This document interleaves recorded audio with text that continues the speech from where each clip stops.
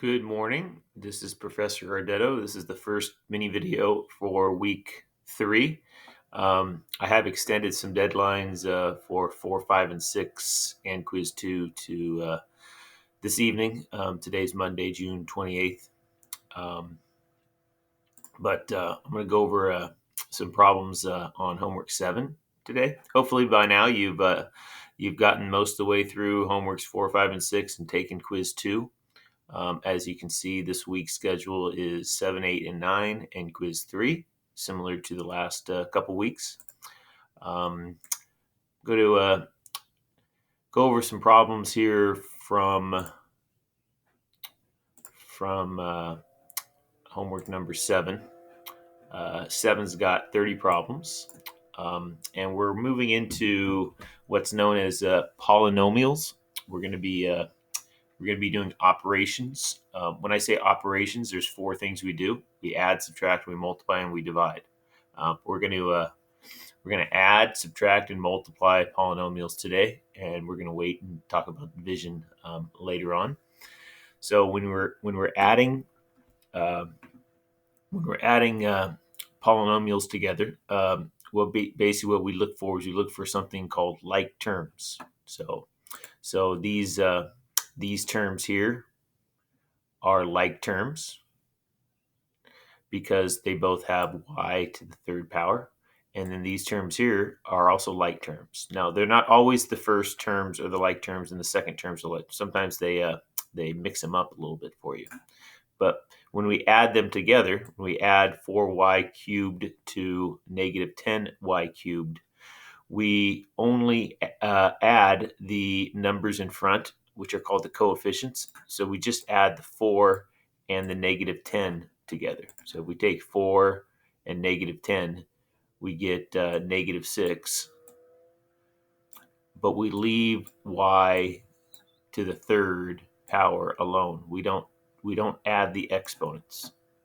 Okay, and that's a major thing that we kind of knew already. But when you see add there and you see the numbers, the only numbers that you're adding are those big numbers there, those coefficients. Same thing with the other pair of like terms, the negative 4y and positive 2y. If we add those together, negative 4 plus 2, we get negative 2.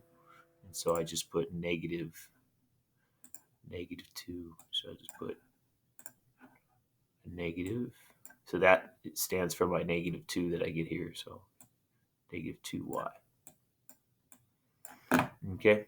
So when we type it in, it's just going to give you a different little icon here. This right here is the icon that gives you the exponent. So I'm going to click that after I put the negative 6 in. So I'm going to put the negative 6 in first.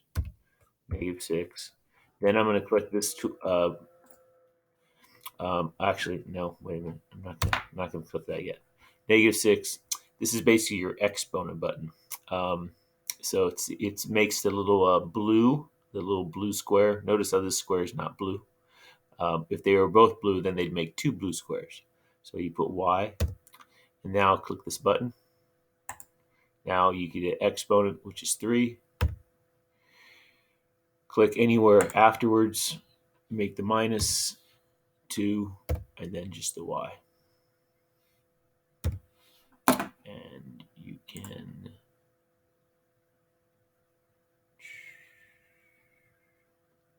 click check answer.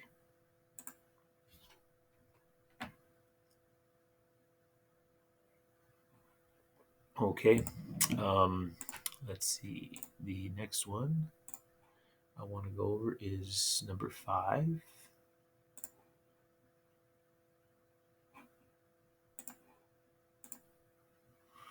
All right, number 5. Basically, 1 through 4 are the same. Same as the problem I just went over. Number 5 just asks you a simple question: what's the opposite? What's the opposite of a given polynomial? Well, the opposite is the opposite sign. So the opposite of 12x squared is you're just going to put negative 12x squared. And the reason why it's asking you that, this is negative 12, so the opposite is 12, is so that you can take the opposite of a trinomial.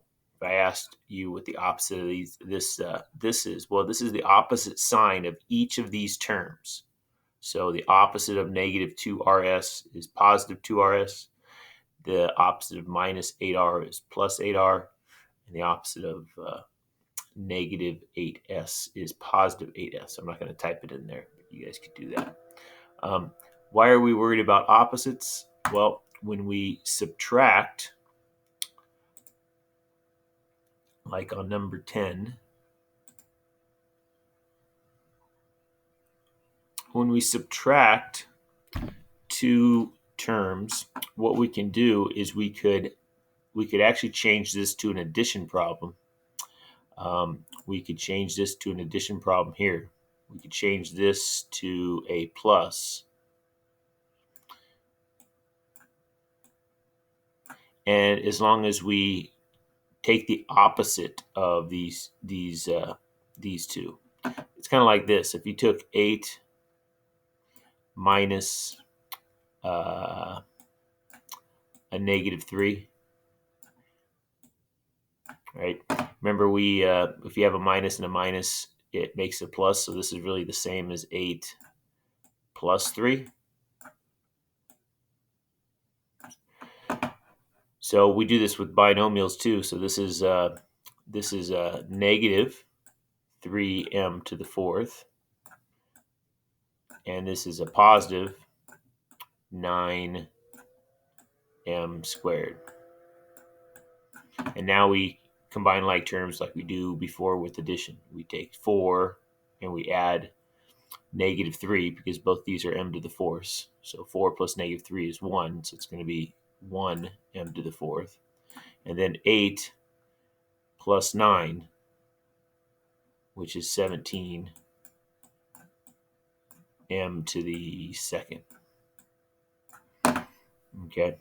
Now, if you don't want to do it that way, if you can do the subtraction in your head, you can go 4 minus 3, you get the 1, and you get 8 minus a minus 9. And if you think in your head 8 minus and 8 minus 9, that's going to be 17. You can get that answer without changing it to its opposite if you'd like to do it that way. Okay, I'm not going to type it in, but let's move to question number 15. Okay. So we've added and we subtracted, and now we're multiplying. I can tell this is multiplication because it doesn't have any sign in between the parentheses. And when we multiply, we multiply the coefficients. So we multiply the 2 and the negative 2. So it's negative 4. But when we multiply, what we do with the exponents is we actually add them. Okay, but we got to be careful. Only add the exponents that have the same base. So m is the base there, m is the base there. This m is raised to the fourth. This m is raised to the first. So 4 plus 1, so that's going to be m to the fifth. And then n is going to be raised to the 7 plus 3, so n is raised to the 10th. We do have to remember that we add exponents when we multiply. Okay. There's a exponent rule that goes x to the m times x to the n is equal to x to the m plus n. Okay. We add exponents. If you ever get confused on why we add exponents, just remember this little fact. Okay. If you have something like this, and let's say in your brain you forget if it's 2 plus 3 or 2 times 3, okay? Because we do end up multiplying exponents, but that's not the case here. But if you find yourself guessing, here's a real easy way of figuring it out. X squared is x times x. X cubed is x times x times x. How many x's do you see here? 5. Okay. That's why we add exponents. Okay, we're just counting how many x's there are. 2 x's here, 3 x's here, 5 x's total. 2 plus 3 is 5. Okay. 18.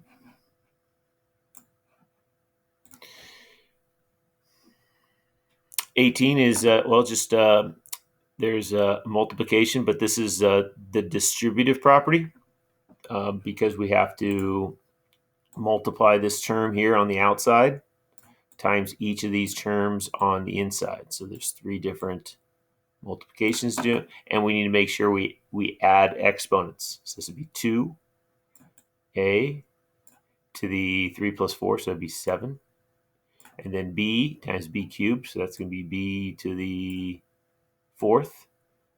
Okay, and then we continue down the list. We just do this multiplication, we do this multiplication, so we're going to end up with 3 terms.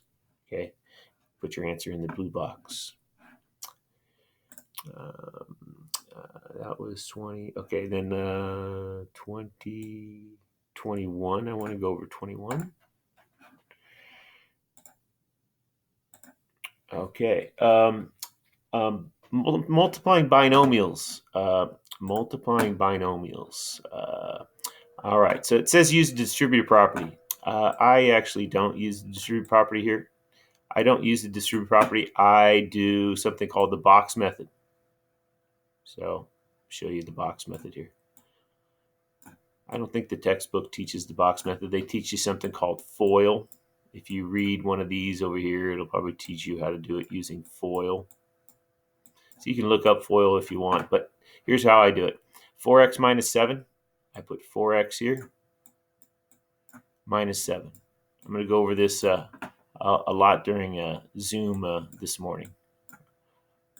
X plus 2, I put on the side. X plus 2. Okay, so there's 4 different multiplications you have to do. There's 4 different boxes we have to do. There's 4 different boxes. There's 4 different multiplications. So the first multiplication is 4x times x. 4x times x is 4x squared. Don't forget the square, right? Where's the square come from? Well, it's coming from adding these 2 ones together. Negative 7 times x. Negative 7 times x. That's negative 7x. Okay. This box here, this bottom left corner, is 4x times 2. 4x times 2 is 8x. And the bottom right corner is negative 7 times 2. Negative 7 times 2 is negative 14. We're always multiplying. Right? We're always multiplying to get the numbers in the boxes. Okay, now when we write our answer, we usually write the answer with the highest power first, 4x squared. Okay, but now these 2 boxes, let me circle them in green here. These 2 boxes have the same variable. So those 2 are like terms. I can combine those. 8x minus 7x. 8x minus 7x is just x. So it's going to be 4x squared plus x minus 14. And this is the answer here. Okay. Now, you're welcome to use the textbook's FOIL. FOIL is also 4 different letters. There's 4 different multiplications. I just use the box method to kind of keeps it in order. Another nice thing about using the box method is when you get to problems like number 27,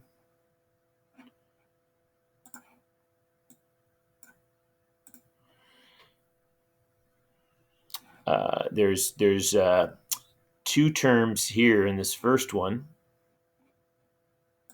This one has 2 terms, but then over here you have 3 terms. So FOIL doesn't work. So what I do here is I just extend the boxes. Instead of making 4 boxes, I make 6 boxes. A minus 5b goes here. And then 2a squared minus 3ab plus b squared goes here. Now what I do is I just fill in the boxes the same way. Okay, I need to multiply. I need 6 different multiplications. 6 different multiplications, 6 different boxes.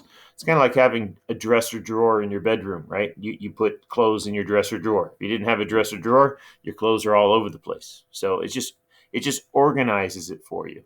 Okay, the boxes just organize it for you. It's 2a squared times a. 2a squared times a is just 2a to the third. Make sure to put the third. Why the third? Well, there's a 2 here and there's a 1 here that's not written. There's a 1 right there. Next box, I just go left to right. So negative 3ab times a. That's negative 3. And then that a times this a is a squared.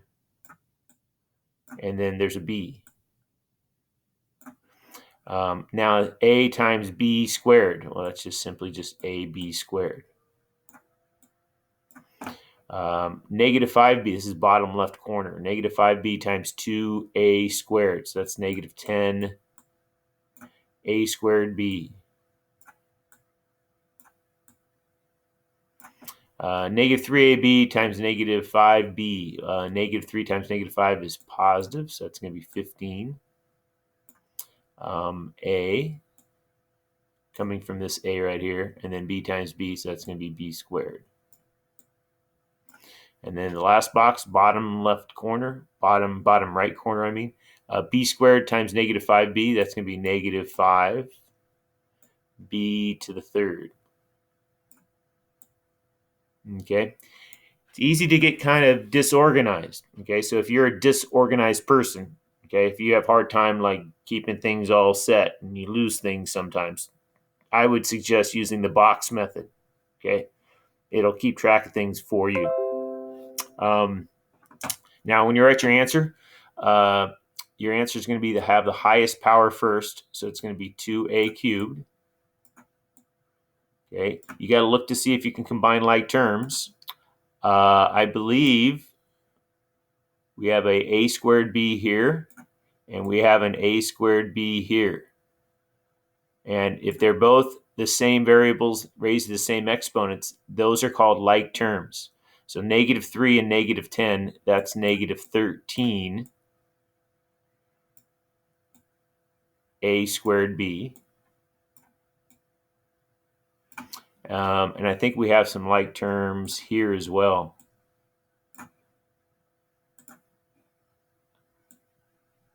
(15ab squared and ab squared). So that's 15 plus 1 is 16. So this is 16. 16 ab squared. That's not the same as a squared b, because the b is squared over here is the a is squared. So these two are like terms. And then don't forget the last term here, negative 5b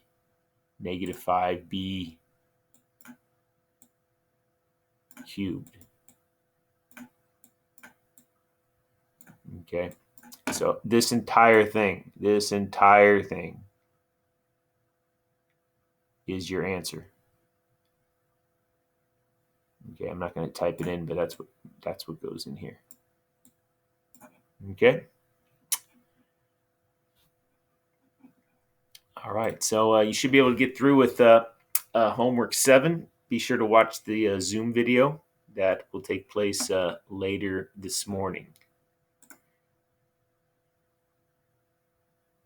Bye for now.